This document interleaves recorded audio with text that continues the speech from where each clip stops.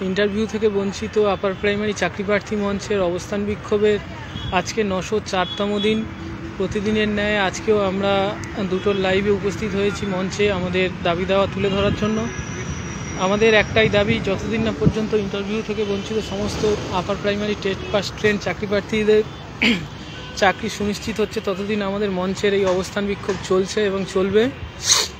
এবং আমরা মঞ্চ এবং মঞ্চের বাইরে সমস্ত রকম প্রক্রিয়া কার্যক্রম জারি রেখেছি, কিন্তু তারপরেও বলবো যে মঞ্চে উপস্থিতি আরও যদি বাড়ে তাহলে আমাদের দাবি দেওয়া তুলে ধরতে সুবিধা হবে। কারণ আমরা দাবি তুলছি একটা বিশাল সংখ্যক প্রার্থীর, আর মঞ্চে উপস্থিত অনেক কম ক্যান্ডিডেট। অ্যাডমিনদের কাছে অনুরোধ করব ভবিষ্যতে যেন ক্যান্ডিডেট আরও বেশি আসে, তাহলে খুবই সুবিধা। আজকের জন্য খুবই কম। 10 বছরের যন্ত্রণা মানছি না, মানব না। 2016 যে সিট ছিল 2024 তাই থাকলো। অবসর পাওয়া সিটগুলো সব কোথায় গেল? কমিশন তুমি জবাব দাও। জবাব দাও। নিয়োগ চাই। নিয়োগ চাই। দাবি মোদের একটাই। আপডেট সিটে নিয়োগ চাই। দাবি মোদের একটাই। আপডেট সিটে নিয়োগ চাই। দাবি মোদের একটাই। আপডেট সিটে নিয়োগ চাই। নিয়োগ চাই। আপডেট সিটে নিয়োগ চাই। দাবি মোদের একটাই। আপডেট সিটে নিয়োগ চাই। আজকে মঞ্চে আমাদের উপস্থিত ক্যান্ডিডেটের সংখ্যা খুবই কম, তার মধ্যেও বেশ কিছুজন গার্জিয়ান আছেন। জানি না, প্রার্থীদের কাছে অনুরোধ করবো তারা যাতে ভবিষ্যতে আরও বেশি করে মঞ্চে উপস্থিত হয় এবং আমাদের দাবিগুলো তুলে ধরে। আজকে নর্থ থেকে উপস্থিত মদনদা আছে। মদনদা আমাদের মঞ্চের দাবিগুলো, প্রাথমিক দাবিগুলো আজকে আমাদের সামনে তুলে ধরবে। না, বলো আমাদের কি প্রধান দাবি আর কি চাইছো এখন একবার পরিষ্কার করে বলে দাও। আমরা ইন্টারভিউ বঞ্চিত আপার প্রাইমারি ক্যান্ডিডেট 904 দিন ধরে আমরা এখানে আজকে উপস্থিত, অর্থাৎ ধর্ণা মঞ্চে উপস্থিত। প্রায় 3 বছর অতিবাহিত হয়ে গেল, সরকার আমাদের দিকে মুখ ফেরালো না। অথচ যারা টাকা দিয়েছে তারা আজকে স্কুলে জয়েন করছে, আর আমরা টেট পাস করে ট্রেনিং নিয়ে ভালো মার্কস নিয়ে এখনো পর্যন্ত রাস্তায় বসে আছি। শীত গ্রীষ্ম বর্ষা মঞ্চই আমাদের ভরসা, আর কিছু করার নেই। অর্থাৎ মঞ্চ থাকলে আমরা আছি, এই হিসাব করে আমরা পড়ে আছি আমাদের দাবি আদায় করার জন্য। আমরা আশাবাদী কমিশন আমাদের দিকে তাকাবে, মুখ্যমন্ত্রী আমাদের বিচার দেবেন, সঠিক বিচার দেবেন। ওই একজনই আছেন যিনি আমাদের সঠিক বিচার দিতে পারেন। তাছাড়া পশ্চিমবঙ্গে আর এমন কোনো ব্যক্তিত্ব নেই যে আমাদের এই খাদের থেকে তুলে নিতে পারে।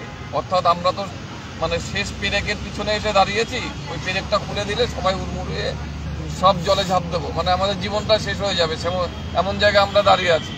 কারণ 11 বছর হয়ে গেল, এখনো পর্যন্ত কমিশন একটা নিয়োগ কমপ্লিট করতে পারলো না। এখনো যাদের নিয়োগ হচ্ছে, যারা স্কুলে জয়েন করছে, তারা কমিশন তাদেরকে মার্কস বাড়িয়ে দিয়েছে, নিজে হাতে লিখে দিয়েছে যে তাদের মার্কস বাড়ানো আছে। তারা বাড়তি মার্কস নিয়ে অর্থাৎ কমিশনের বাড়ানো মার্কস নিয়ে তারা স্কুলে জয়েন করছে। সাদা ক্যান্ডিডেটও আছে সেখানে। বেআইনি ভাবে কিভাবে জানি না ঢুকছে, কিভাবে কমিশন কোন হিসাবে তাদেরকে নিয়োগ দিচ্ছে। কারণ কমিশন নিজে তাদেরকে বাদ দিয়েছে যে এদের একাডেমিক যে কোনো কারণে ভুল হয়ে গেছে বা বেশি হয়ে গেছে, এদেরকে আমরা ক্যান্সেল করলাম।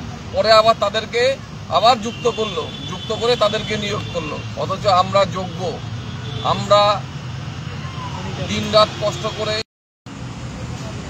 মাস্টার ডিগ্রি সমস্ত কিছু কমপ্লিট করে টেট পাস করে আমরা রাস্তায় বসে আছি একটা চাকরির জন্য। আমাদেরকে বাঁচান দিদি, আপনি ছাড়া আমাদের বাঁচানোর আর কেউ নাই। এই কমিশনের উপর আমাদের আর কোনো ভরসা নেই। আমাদের আন্দোলন চলবে যতদিন না আমরা আমাদের যোগ্য জায়গা অর্থাৎ স্কুলে যেতে পারছি, ততদিন কিন্তু আমাদের জায়গা আমরা ছাড়বো না। এই লড়াই আমাদের চলবে, দেখা যাক কতদিন ধরে এই লড়াই চালিয়ে যেতে পারি। ধন্যবাদ।